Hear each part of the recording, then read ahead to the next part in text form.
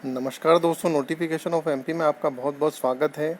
मैं आज अपने बैनर के तले ओजस्वी क्लासेस की स्थापना कर रहा हूं, जिसमें सबसे पहले मैं एक एक आयोग लेके आया हूं मध्य प्रदेश पीएससी के स्टूडेंट्स के लिए। नेशनल नीति आयोग, जिसका फुल फॉर्म होता है national institute of transforming India.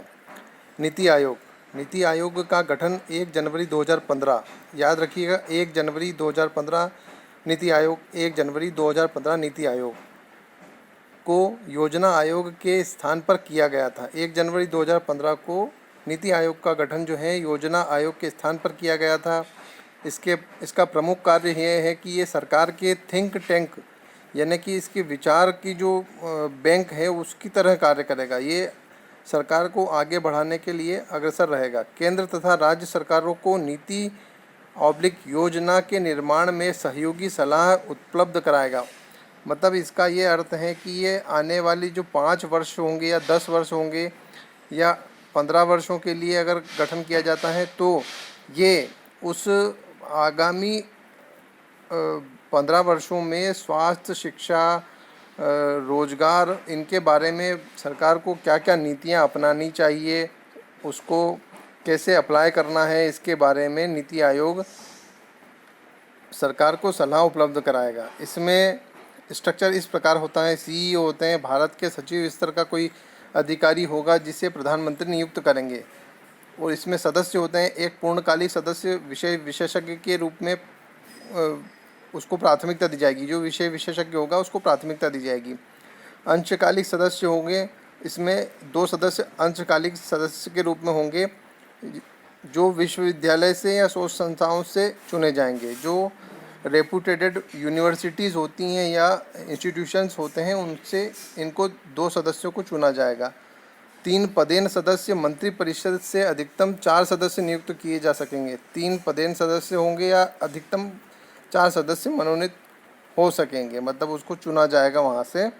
और गवर्निंग काउंसिल जो होती हैं, इसमें सभी राज्यों के मुख्यमंत्री, गवर्निंग काउंसिल भी एक काउंसिल टाइप होता है जिसमें बैठकें होती हैं, वर्ष में 2 या 3 बार बैठकें होती हैं गवर्निंग काउंसिल की। इसमें सभी राज्यों के मुख्यमंत्री और केंद्र शासित प्रदेशों के मुख्यमंत्री, जहां विधानसभा होती हैं, जैसे दिल्ली में विधानसभा है, लेकिन वो दिल्ली जो है केंद्र शासित प्रदेश है, उसके मुख्यमंत्री को भी नीति आयोग के अंदर जो है स्थान दिया जाएगा। संघ शासित प्रदेशों के प्रशासक, जैसे अंडमान और निकोबार द्वीप समूह होते हैं, उनके उपराज्यपाल और प्रशासक वगैरह जो होते हैं, गवर्नर्स होते हैं इनके, दमन और दीव हुए, इनके जो गवर्नर होते हैं वे भी गवर्निंग काउंसिल में शामिल होते हैं। और आवश्यकता पड़ने पर नीति आयोग हेतु पृथक से सचिवालय, सेक्रेटरीट जो बनाया जा सकता है, इसका गठन भी किया जा सकता है। लेकिन अभी वर्तमान में नीति आयोग के लिए कोई अलग से सेक्रेटरीट नहीं बना है। आने वाले समय में कुछ भी हो सकता है और हो सकता है सेक्रेटरी बन जाए। इसके कार्य क्या क्या होंगे नीति आयोग के? राज्यों की सक्रिय भागीदारी के साथ राष्ट्रीय विकास की प्राथमिकताओं, क्षेत्रों और रणनीतियों की साझा दृष्टि विकसित करना, मतलब विकास की योजनाएं बनाना, उनके क्या क्या क्षेत्र होंगे, विभिन्न क्षेत्रों में जो विषय विशेषज्ञ वहाँ पे अपॉइंटेड हैं वो रणनीतियाँ बनाते हैं। उनके पर्टिकुलर अलग अलग क्षेत्र होते हैं, वो उन क्षेत्रों के अंदर सरकार की रणनीतियाँ बनाते हैं। जैसे अभी कोरोना वायरस आया है तो कोरोना वायरस को कम करने के लिए भी एक रणनीति बनी होगी, वो भी नीति आयोग का कार्य है कि कैसे स्वास्थ्य सेवाओं को बेहतर किया जाए। सड़क जो आती हैं तो सड़कों को कैसे गुणवत्तापूर्वक जो है सड़कें वो निर्मित की जाए। रेलवे का कैसे विकास किया जाए, जैसे मेट्रो ट्रेन एक सपना है हमारे मोदी जी का, वो कैसे लाई जाए और कैसे बेहतर सेवाएं नागरिकों को उपलब्ध हों, ये सब देखना नीति आयोग का कार्य है। नंबर 2 है सहयोगी सहकारी संघवाद का विकास करना। सहकारी संघवाद का विकास, संघवाद वो होता है कि हम लोग एक साथ, हम एक हैं की भावना हमारे प्रत्येक के मन में जगे, वो होती हैं संघवाद, सहकारी संघवाद। हम एक हैं, हम भारत के लोग, ऐसे शब्द जो हैं वो हमारे मन के अंदर आना चाहिए। वो होता है सहकारी संघवाद। यह मानते हुए कि मजबूत राज्य एक मजबूत राष्ट्र बनाते हैं। तो मजबूत राज्य जो होगा, अगर राज्य है उसकी बुनियादी जो मूलभूत सुविधाएं हैं वो अगर अच्छी होंगी तो राष्ट्र का निर्माण भी अच्छा होगा। ये इस दूसरे नंबर के बिंदु का ये अर्थ होगा। तीसरा है ग्राम स्तर पर विश्वसनीय योजनाएं बनाने के लिए तंत्र विकसित करना और सरकार के उच्च स्तरों पर इन्हें उत्तरोत्तर एकत्रित करना। मतलब ग्राम स्तर पे जो बहुत सी योजनाएं लागू होंगी उनको बेहतर करने के साथ ही जो ग्राम में अगर सुविधाएं अच्छी होंगी तो शहर की सुविधाएं अपने आप बेहतर होती जाएंगी। शहर की अच्छी होंगी तो राज्य की अपने आप बेहतर होती जाएंगी। राज्य की अच्छी होंगी तो देश हमारा उन्नति करेगा। ये उत्तरोत्तर विकास का एक संकल्पना है जो नीति आयोग के बनाने के बाद में उसके बनाने का मोटिव यही रहा है नीति आयोग का। हमारे समाज के उन वर्गों पर विशेष ध्यान देना जिन्हें आर्थिक प्रगति से पर्याप्त रूप से लाभ न मिलने का जोखिम हो सकता है। मतलब जैसे ट्राइब्यूनल एरियाज़ होते हैं, वो जनजातियां होती हैं जो आर्थिक रूप से विकसित नहीं है। इसमें तो अब सामान्य वर्ग भी आ गया है, लेकिन आर्थिक रूप से जिनकी आर्थिक रूप से प्रगति हो रही है और वो लोग इसमें शामिल नहीं है, तो उनके विकास के लिए उत्तरोत्तर हमें जो है प्रयास करना है। यही नीति आयोग का एक कार्य है। रणनीतिक और दीर्घकालिक नीति और कार्यक्रम के ढांचे और पहलों को डिजाइन करना, उनकी प्रगति और उनकी प्रभावकारिता की निगरानी करना, निगरानी और प्रतिक्रिया के माध्यम से सीखे गए पाठों का उपयोग आवश्यक मध्य पाठ्यक्रम सुधारों सहित नवीन सुधार करने के लिए किया जाना।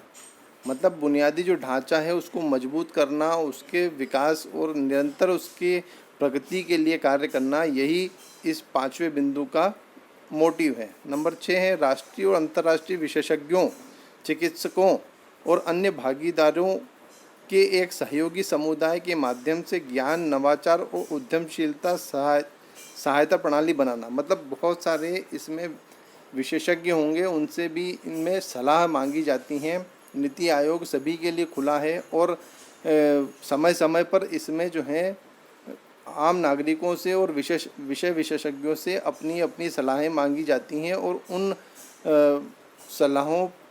सलाह पर जो है नीति आयोग अपनी रणनीतियां बनाता है कि कैसे इनको अप्लाई किया जाए और कैसे देश की उन्नति में ये इम्पोर्टेंट इन्फॉर्मेशंस हमारे काम आए। नंबर 7 है एक अत्याधुनिक संसाधन केंद्र बनाए रखने के लिए सतत और न्याय संगत विकास में सुशासन और सर्वोत्तम प्रथाओं पर अनुसंधान का भंडार होना और साथ ही हितधारकों को उनके प्रसार में मदद करना। जो विभिन्न आधुनिक संसाधन हैं वो कैसे आम नागरिकों के काम आएंगे और कैसे उनमें हमें जो है विभिन्न प्रकार से उनको डेवलप करना है, उनमें क्या कमियां हैं, कैसे उसको पूरा करना है।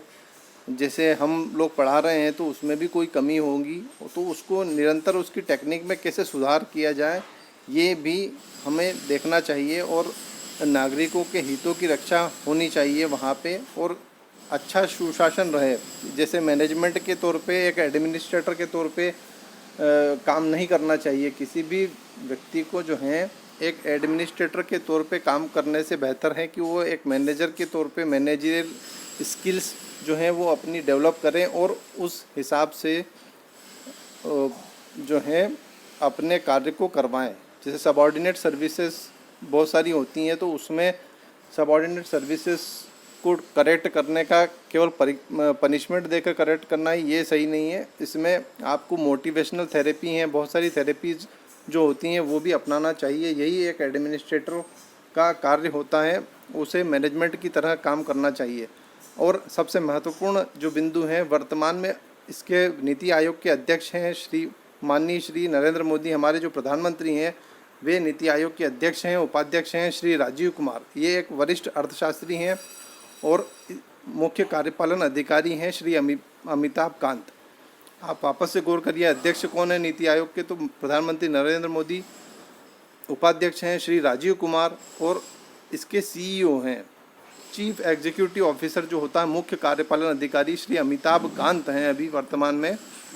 ये एक महत्वपूर्ण बिंदु है जो मैंने आपको समझाया है। मध्य प्रदेश पीएससी में इससे संबंधित एक प्रश्न निश्चित आना है और एक या दो या तीन प्रश्न भी आ सकते हैं। तो नीति आयोग आपको मैंने आज कंप्लीट कराया है। कल योजना आयोग के बारे में मैं ब्रीफ में आपको बताऊंगा। आप बने रहिए मेरे साथ में नोटिफिकेशन ऑफ एमपी में। और आपको अगर ये मेरा वीडियो पसंद आ रहा है तो लाइक कीजिए, सब्सक्राइब कीजिए और शेयर कीजिए। जय हिंद।